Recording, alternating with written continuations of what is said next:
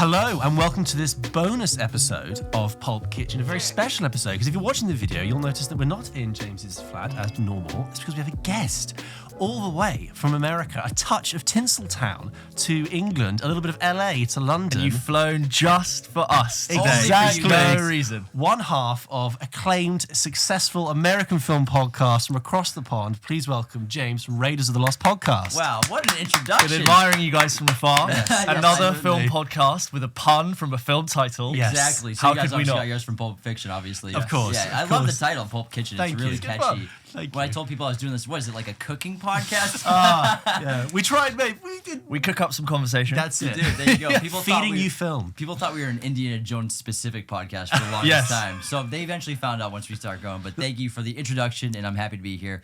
Unfortunately, I did not fly out only for you guys. I'm in mid-production on a film. Then I'm ADing, assistant directing. And I decided to pop to London, obviously, for the weekend because I've been in Reading and Liverpool and Silverstone and all over the country, but had to come see you guys. I want to be on the show because I love your show and you make great content. You guys are very charismatic and cool and fun to listen to, so I thought it'd be a good fit. Oh, thank you. Likewise, So we're going much, to yeah. interrogate you with... Yeah, please do. I'm glad you feel so welcome. We're going to interrogate you with games, Yes, trivia. Absolutely. I'm kind of scared. So if you follow us on socials, you'll know that we posted it. It might have gone out yet, we don't know, but you'll see it soon, of a video Stay tuned. that we recorded with James with some quick fire questions outside, just quick about film. And we are going to talk now through those questions in a slightly more long form fashion because James gave some very interesting answers. I hope so. So Very prepared as well. Yeah, you I are. thought very I've good. done it before. you really are a pro. Yeah. Oh, you really are. I appreciate it. You should I like do being this on full camera, time. not going to lie. Yeah. I thrive. Should we go through some of James's answers? Yeah, then? let's do it. Okay, so first of all, you gave an answer to a question that really charges something I was literally thinking about on the way here. So we asked which director has the best filmography of all time. Tough answer. You said maybe Kubrick. You said maybe Scorsese, did you say? But you settled with, and you said Sir Ridley Scott. I like Yeah, the way the respect. you left the knighthood in. Absolutely. Respect that man so much. I find that interesting because I was thinking about him this morning, and I think that I was trying to work out when was the last Ridley Scott film that I enjoyed, except for The Last Duel, actually. But I felt so prior seen to when you that- said that. Yeah, Yeah. it's a great movie. Underrated movie completely. I think it kind of got lost in that kind of post-COVID Exactly. mix. And also he had House of Gucci 2 months later, which I think got all the attention. But you hold a candle for him, do you? You champion Ridley Scott. Sir Ridley Scott made two of my all-time favorite movies, two of my top 5 favorite movies with Alien and Gladiator, and I think he's just a terrific filmmaker. And this century, I still think he's made so many good movies. I mean, American Gangster, Yeah, I've that's not seen an that in a epic. long time. American Gangster's an Yeah. epic. The Martian was excellent. It's Yeah. one of the best book adaptations ever. I mean, if you read the book, it's fantastic by Andy Weir. But that's the director, the Australian director, Andy something. But the movie itself is sensational. It's such great filmmaking, huge success. Made I think over $700 million at the box office. Really easy fun as well, that film, I thought. Yeah, it's funny, great filmmaking, and The Last Duel. Of course, Ridley with him, his filmography isn't all bangers. He has some duds. He's got a lot of hits, obviously. But I think when you have 3 of the best movies of all time with Blade Runner, Gladiator, and Alien, not to mention just a consistency throughout 4 or 5 decades now, it's tough to compare him to most filmmakers. I mean, Scorsese's there, but I feel like because Scorsese, for me, has never really touched on sci-fi, and he's dabbled with horror. Cape Fear is probably his only horror movie. Maybe another one you could throw in there. I love Scorsese. I think he's the best director ever. But for filmography, I almost said Kubrick because Kubrick hit every genre, kind of like Nolan. Nolan's never really hit horror before, but Kubrick has hit every single genre. War, satire, war, horror, science fiction, pretty much everything. Plus, I love Barry Lyndon, which is just a underrated masterpiece from him. But I settled on Ridley because I just love that guy so much and so much respect for him. I still think he's got it. I can't wait for Gladiator too. Yeah. Oh, man, They that's- just finished shooting Gladiator 2. Yeah, the other I day. saw a very sort of boozy selfie with Paul Mescal and Ridley Scott sort of taken. With the like- cigars? Yeah. But the thing is, like, so I caught some of The Martian on TV recently, and like, I liked that movie. Good fun. I agree with everything you say. My only thing was just like, it's about a guy. I never read the book, by the way, but it's about a guy stuck on Mars, and I just sometimes was like, I wanted a bit more despair. I don't know if that says something bad about me, but I was like, for a guy who's stranded on Mars, I wanted a bit Keeps more it like very light. But yeah, it keeps it light, and I almost no one dies in that movie. You know, No. Good point. No one True. dies in that, and I think rocket blows up. Given the stakes are so big, he's kind of vlogging on Mars, being like, "Look at these potatoes I made. Get ready with me as I make some poo spuds." You know. I haven't read. Have you read the book? Does he Yes. sort of self-vlog in the book? Exactly. It's Exactly like the I same. said, it's an amazing book to film adaptation. That and No Country for Old Men, I think, might be the best ever in yeah, my of course. opinion. But the character Mark Watney is really sensational. Even though no one dies in that film, it just shows Spoilers. perseverance. You know what I mean? The human spirit keeps us alive. And this guy, most people would probably fail and they'd probably die on Mars and give up. But he has so much hope and just uses his skill set to survive. I think that says a lot about humanity and people. But I think people don't have to die for it to be a great movie. Of course you know? not. Of course There not. are stakes, though.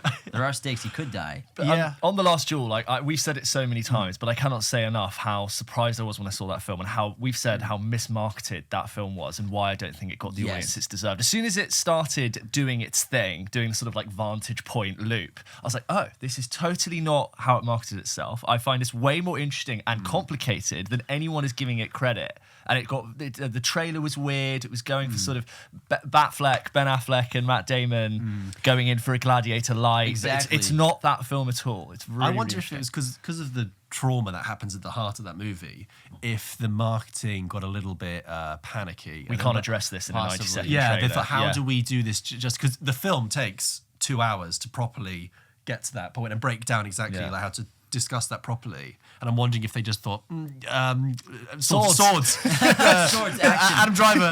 Do you know what I remember from that movie though as well is the accents really threw me. I don't normally complain about accents in films. I don't mind people using their own accents. That's absolutely fine. And like I think Matt Damon has an American accent in it. That's whatever. That's fine. But his mother in it is played by Harriet Walter, British actress. Yeah. But she uses an American accent. I remember that. And then Alex Lawther, British actor playing French King, uses an American accent. And I'm like, All of a sudden, we're Ridley. we're doing something with this, but not.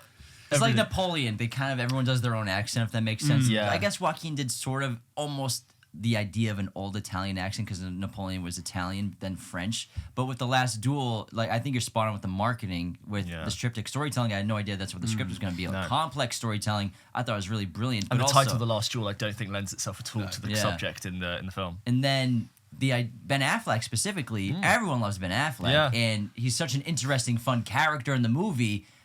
On the trailer, he just looks like a serious guy, but when you watch the movie, he's so light and hysterical, and one of the best parts of the movie, and you can't get that all in the trailer. yeah, I think. Sorry, talking about Ridley then, Napoleon. What did you think? I really enjoyed Napoleon. I honestly did, and I know not a lot of people saw it, but I think when it comes to war epics, especially period pieces, Ridley's probably the best filmmaker at it right now. He's made so many, but he just knows what he's doing. He's insanely efficient. I thought it was very funny. I enjoy history, specifically I like history about dictators, and I think the story of Napoleon is really fascinating. And obviously they took some liberties, a lot of inaccuracies, but it's like any movie. I mean, shooting a cannonball at the pyramid, a lot of historians are like, what are you doing, Ridley Scott? But Ridley's like, well, how else do you show him taking Cairo or Egypt in 5 minutes? It's a good way to do it. That's good storytelling and filmmaking for cinema.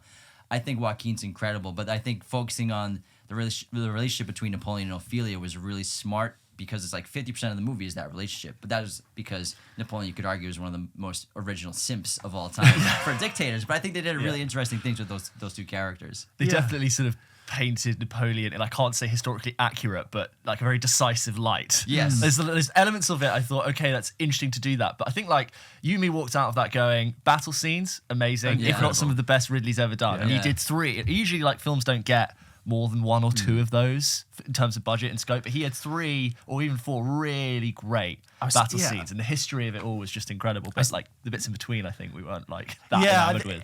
I did think when I was watching some of the battle scenes, I said, when was the last time you saw a live action cavalry charge, like with actual horses, like 100 horses wrangled? And we were just talking about trying to like the reset time.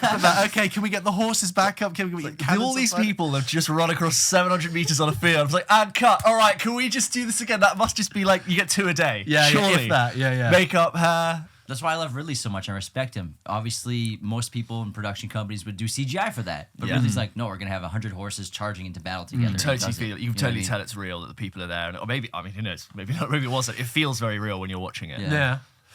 This talking to Ridley Scott actually is quite apt because it actually brings me to another filmmaker that you put down for another answer. So we asked you what movie makes you cry, right? And your answer that you gave outside was Manchester by the Sea. However, when I saw your notes, when I scribbled them down just now, you also wrote down $1 Million Baby. Yes, I did. And it's funny because Clint Eastwood and Ridley Scott are kind of, I think, similar in, being much older. I mean, Clint's in his 90s now. Yeah. But still churning out movies on a regular basis and of fairly good quality. I thought Richard Jewell was really good. Yeah, it was a really good movie. Yeah. $1 Million Baby then, why does that movie make you cry? Obviously, it's tragic. Yeah. I don't want to spoil in case no one's ever seen the movie, but by the time you get to the third act of the final climactic incident of what happens to Makushla, it's really tragic. It destroys me. Like, I'm getting hair standing up just thinking about the scene. But as soon as the opening credits of that movie starts, I start to get teary-eyed, and I'll let a few squirt. But Hilary Swank's so sensational. But again, going to the human spirit and perseverance, similar to Mark Watney, the character in The Martian, the character of Hilary Swank's character in $1 Million Baby, just not giving up and just staying true. She's like 34 years old. She wants to be a professional boxer. She wants to be world champion, and she's on her way there until tragedy strikes. And the relationship between her and Clint Eastwood's character, the trainer, it's so incredible. It feels so real and palpable and authentic, and it's devastating. And I feel so much for those characters. When you feel for a character, that's when the tragedy hits you hardest. Just like in Manchester by the Sea, Casey Affleck's family, what happens to the family? Yeah. Because you're so in love with the character, and also it's a horrible thing. You can't just help but just be devastated for me personally. Can I ask, we didn't ask you this question outside, but what is the most recent film that made you cry? Oh man, that's a good question. Well, I mean, I watched Pan's Labyrinth on the first week of January. That made me cry. That movie makes me cry every time too. Yeah. Just Ophelia, and man, I love her. And that movie, that same response of when I hear the music in the opening title credits, I'm just like, oh my god, I gotta hold it in right now. Yeah. But that movie gets me hard too. Yeah. What about you, James? What was the last film? Last film that made you me cry? I can't remember. Wasn't it the Pixar film, Eternal, A Flame? Oh my god, Elemental. totally took Elemental. Elemental really took me by surprise. I'm watching Elemental and I chose quite a bad time to watch it. Went with my girlfriend and it was a bank holiday or a school holiday, and it was loads of like nannies and parents taking kids to see like the colourful film. Yeah. And I just thought, like, you know what I mean, when you're stuck in amongst all these other kids. And I'm watching this film and I think it's mostly quite average, a concept that's a little bit woolly. But that film, if you've seen it, you know it does sneak up on you. Have you seen it? No, I haven't seen it. Okay, so like the ending hit me, and I was like, I know these Pixar films sneak up on you. I mean, Natalia were like, we're not gonna cry. With my girlfriend, Talia's like, it's not gonna happen. It's not gonna happen. And then like when the moment happens, we both look at each other streaming. Oh my god. Same with Onward. Did you see Onward? No, I didn't see Onward. Totally got me kind of average for like most of the runtime, but that touched on something I think really profound. I feel like Gets me. Onward and Elemental are like the B-side Pixar films. You know, the ones that are like the ones that They feel like concepts that someone came up with in a meeting and were just put on ice for a while. Yeah. And then they had some time off. Like, yeah, let's make that one where it's fantasy, but there are modern inflections with like smartphones and rock and roll, but it's fantasy. Yeah, man. I can't recommend Elemental, but watch with caution. I will. What's made you cry? The most recent film to make me cry,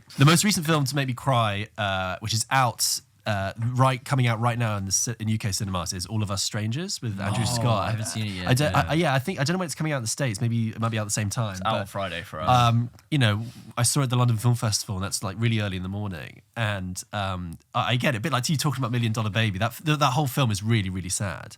And there's one scene in it that you could just hear it in the audience, like a tidal wave of emotion, and all these sniffles. And I was like, cool, and then I'm just like streaming, and I'm like, yep. I will say though, actually, at the end of Past Lives, I had something which I've never had before, which was like a single tear. Same. Single tear I felt of wisdom. sad, but yeah, just like one or two thoughtful tears sadness tops, with that film. Yeah, it That really was- makes you reflect on your own life, what you missed, what you said goodbye to. We all have past lives. That's the thing. That's why I love that Yes. movie so much. Oh, It's very top good. 5 of the year for me. Yeah, absolutely. It was one of our I think it favourites. was our favourite. Yeah. A lot of Yeah. people who wrote in said it was like that. Anatomy of a Fall and some others were top film of the year. On swinging to the other side of the industry, we asked you outside, what's the best MCU film since Endgame? Bit of a tricky question because it's been a bit of a rough patch. And it's a pointed question because That's an understatement, I'd say to be unanimously the sort of post-Endgame run has been spotty. Do you think that's fair to say? Underwhelming, yes. Yeah. Spotty, mate. Spotty, yeah. And you give a very interesting answer. You said Doctor Strange and the Multiverse of Madness. Yeah. Do you want to elaborate on why? I think because when it comes to creativity for post Endgame, for directors, obviously getting their shot at a movie, Sam Raimi coming in and taking a horror element to it. You know, I think the third act of that movie was really strong. Didn't love the opening. It felt like it was a rushed reshoot, the opening sequence. It didn't sell CGI-wise. It felt like Ant-Man. When I saw Ant-Man, I'm like, this is what the first 10 minutes of Multiverse of Madness looked like. But I think once the film got going, second or third act, Sam Raimi got to really play with what he does best, with horror, creativity.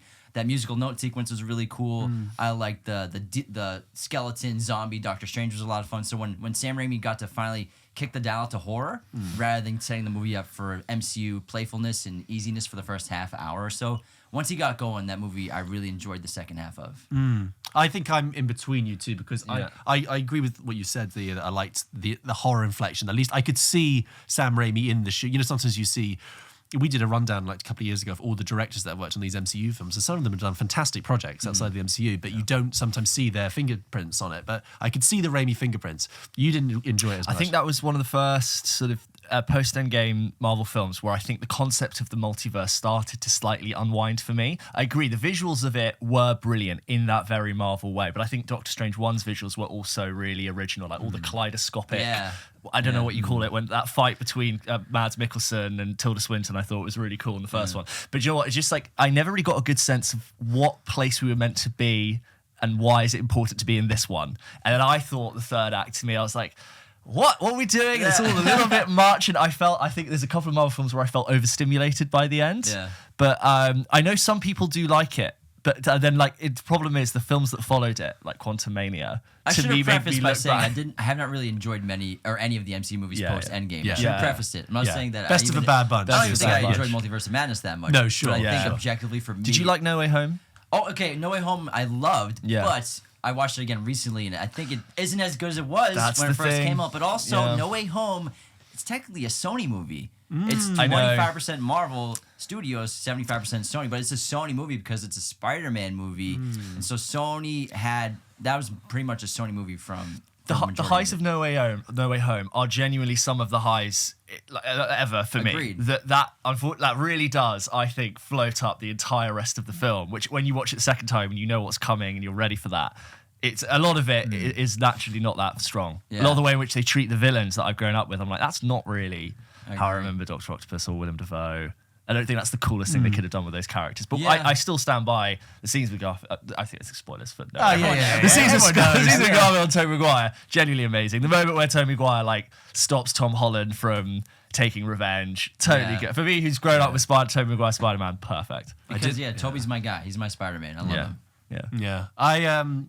I don't disagree with anything. I never You never really watched the loved Raimis. No Way Home. So you gotta watch the Raimis, man. I know. Spider-Man 2 is the best one. I genuinely, I think the only Raimi, I don't think I've seen the first one. I watched the second one when I was sick off school when I was a kid, and then I watched the third one. I mean, Spider-Man 3. I mean, I rewatched the trilogy in lockdown, and they hold up exactly as good as they were when they released to me. Spider-Man 3 has an amazing first 30 minutes, but then it just goes off the rails when Harry gets amnesia, and I'm like, he should just be the main villain the whole time. It's so interesting. It would have been so badass. Like, Peter Parker fighting in just like a suit and tie was awesome in that opening scene. Yeah. Great dance sequences. My favorite. Iconic in its own way. Absolutely. Unforgettable as well. Okay, so moving on. We asked you what your favorite Pixar movie was outside, and you said Finding Nemo. So I'm curious to know. I mean, we all love Finding Nemo. Absolutely great choice. Finding Dory, where does that sit with you? I have not even seen Finding Dory, to be honest. So, because I love Finding Nemo so much, but I haven't seen every Pixar movie, I think. But Finding Nemo specifically for me, it just hits me so well. I click with it really well, and I think the animation's sensational because no one had ever really done anything like that when it comes to underwater. Yeah. And the characters are amazing. I love Toy Story, obviously, but the animation, when you go back to watch it, it's like what they thought a dog looked like. It's very 2D. It was great for the time, and it's an amazing story. But I really think when they came out with like Monsters, Inc. and Finding Dory, that era of Pixar is my favorite. I think for me, we rewatched a lot of Toy Story films at Christmas, actually.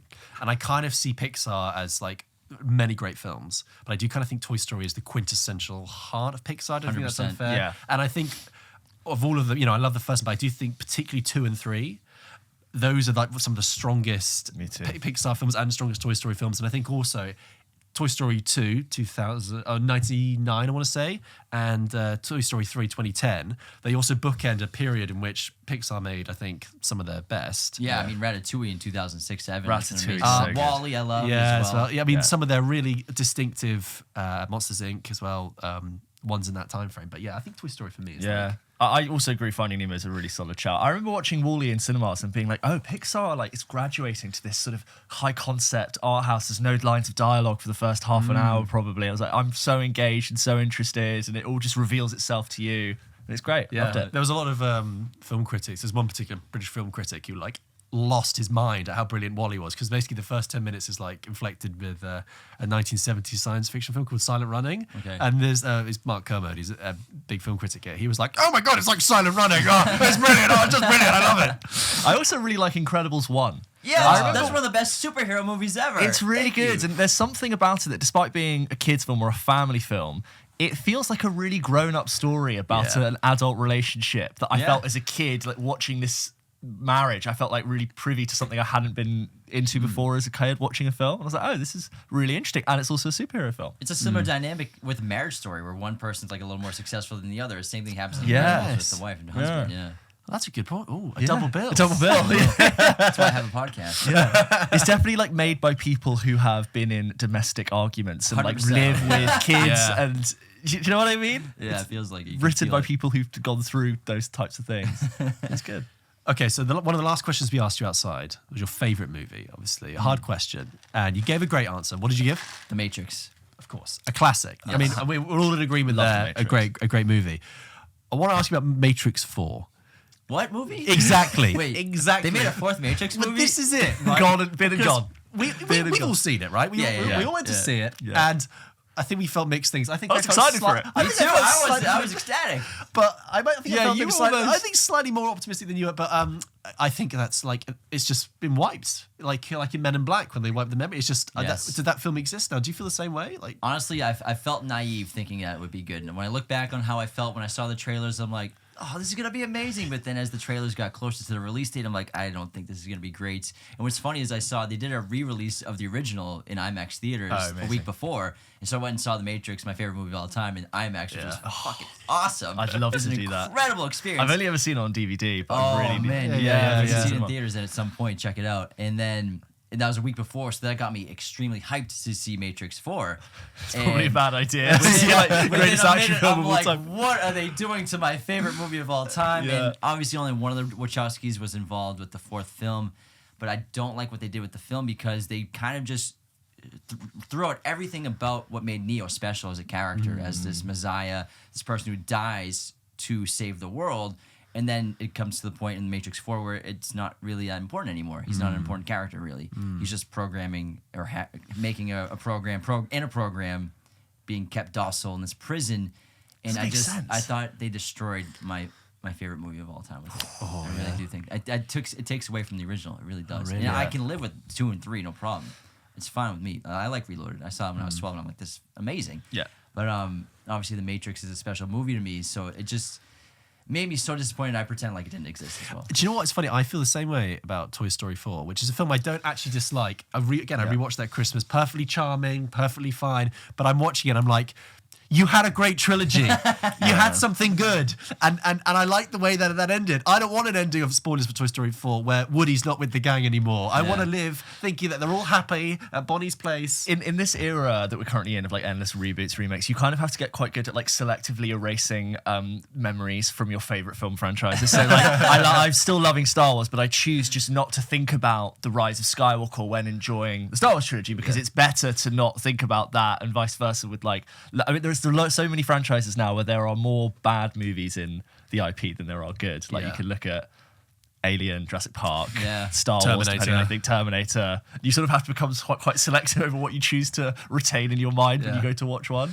But yeah, Matrix 2, I had the same thing. I went to go see that in cinema. We were too young to go and see it, but my uncle took me and my cousin, and we saw that. And we thought it was amazing. We were just like karate chopping each other down the street, and it was perfect. And then I rewatched them as a teenager, and they weren't that good. But Matrix 4 makes you appreciate them more. There was a bit of a resurgence though for love for the Matrix Reloaded in particular. Loads of people were putting clips up and and like breaking down the battle scenes and genuinely like admiring the choreography and the design of it. It really is. Still looks really slick in a way that not a lot of films do. And also, it's like that era of filmmaking where they built like a freeway to film that. Yeah, that they car, did. like that's Incredible set piece. Amazing now, to think that kind of investment and time went into filming one sequence for one film for a year. Yeah, like Lawrence Fishburne on a bus with a samurai sword. So bad. Like, yes, you just do really want that. Yeah. Did you play Enter the Matrix on PS2? I did not play Enter the Matrix. Great. No. That filled in so much. I'm closer to Enter the Matrix than I am the two Reloaded and Revolution. Was it an RPG or is it a? No, it's you like played third as person you shooter played action. as Niobe and Ghost. Who, that's badass. You have like 2 scenes in the actual Matrix Reloaded actual film, movie. but they get this whole video game. You get to play in the chateau against the vampires. You fight It is like one of my favorite games when I was a kid, and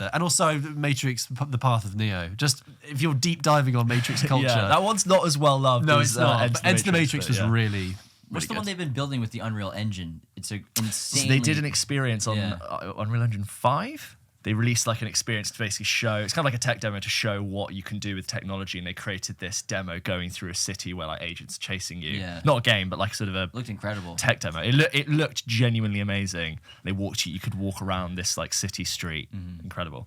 So I want to ask you a question, not a question rather, a message that we had from one of our LA listeners a while back, and I'm really sorry, Priya, that I never read this out on air, but it's getting its airtime now.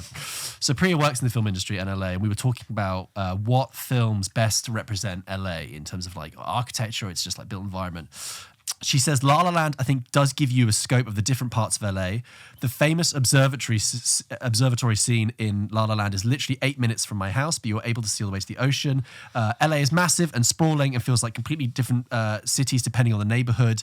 But La La Land and Once Upon a Time in Hollywood add up those nice little vignettes for different slices of LA. She says, I still get teary passing our beloved Cinema Dome, boarded up since they went under during COVID. Very sad.